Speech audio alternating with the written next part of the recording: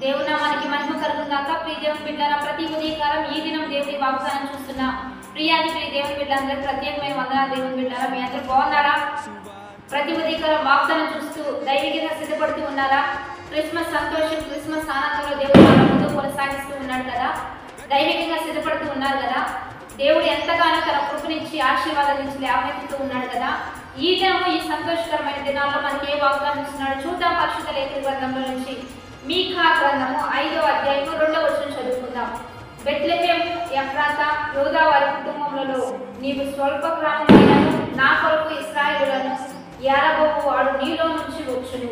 పురాతన కాలం మొదలుకొని శాశ్వత కాలము ఆయన ప్రత్యక్షమగుచుండెను. ఈరోజు దేవుని బిడ్డలారా, ఎఫ్రాతా బెత్లెహేమ ఎఫ్రాతా నీవు స్వల్ప గ్రామమైన నీలో నుంచి లోకాన్ని రక్షించే రక్షకుడు వచ్చును.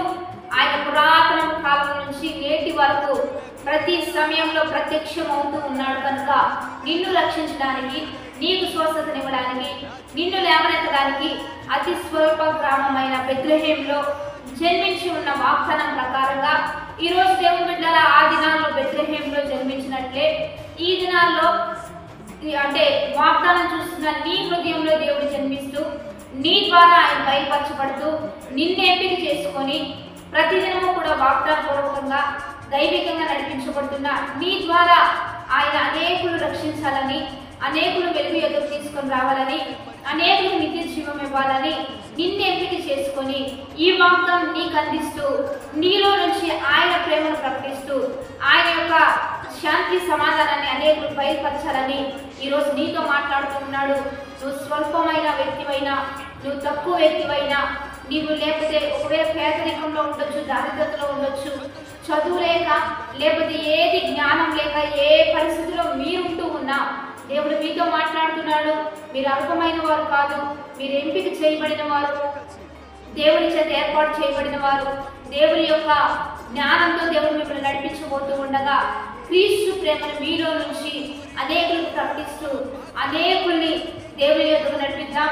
ఎందుకంటే ఒకవేళ అపవాది మీరు తక్కువారని, మీరు చిన్నవారని, మీ వలన ఏది కాదని, ఏమి చేయలేరని ఒకవేళ అపవాది మిమ్మల్ని మోసగిస్తూ ఉండొచ్చు, కానీ మన వలన గొప్ప కార్యాలు దేవుడు చేయబోతున్నాడు.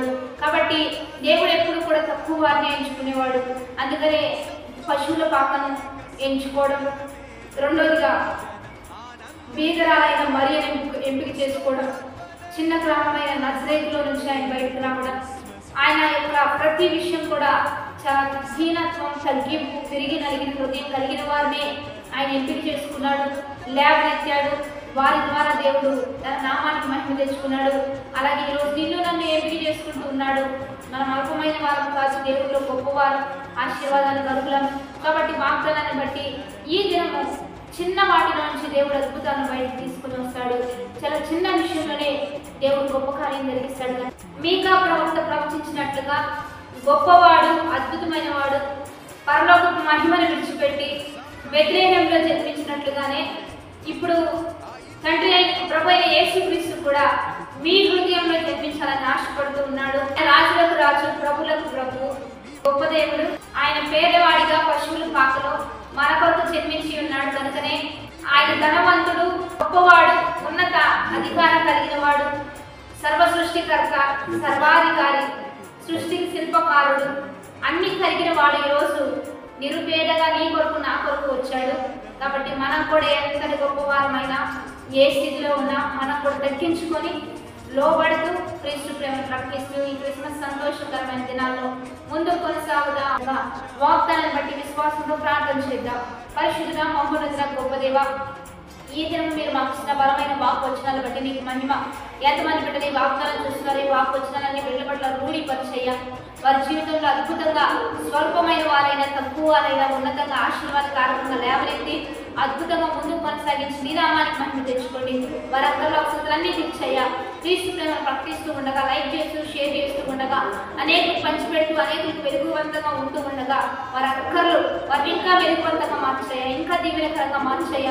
బర్త్డేస్, మ్యారేజ్ చేసిన వారికి దీవెను శుభములు ప్రకటిస్తూ ఈ నామ మహిమార్థంగా ఈ దినమెల్లా ఉత్సహించి సంతోషించే గొప్ప భాగ్యాన్ని బిడ్డలందరికీ దయచేయమని ప్రభు అయిన యేసుక్రీస్తు నామం పేరిట అడిగి వేడుకొని ప్రార్థిస్తూ నామ గొప్ప తండ్రి. ఆమేన్. కాబట్టి మంచిగా లైక్ షేర్ కామెంట్ చేస్తూ దేవుని నామాన్ని మహిమపరుద్దాం. ఉదయకాలం ఆరాధన జరుగుతున్నాయి. 4 నుంచి 5:30 వరకు లైవ్ ఇస్తున్నాం. పాస్టర్ యెహోషువ జేబీఎం చర్చ్ అనేటువంటి యూట్యూబ్ ఛానల్ ద్వారా లైవ్ వస్తూ ఉంది. తప్పనిసరిగా దాన్ని సబ్స్క్రైబ్ చేసుకుంటూ లైవ్లో ఏకీభవిస్తూ దైవికంగా సిద్ధపడదాం. Have a blessed day. Amen.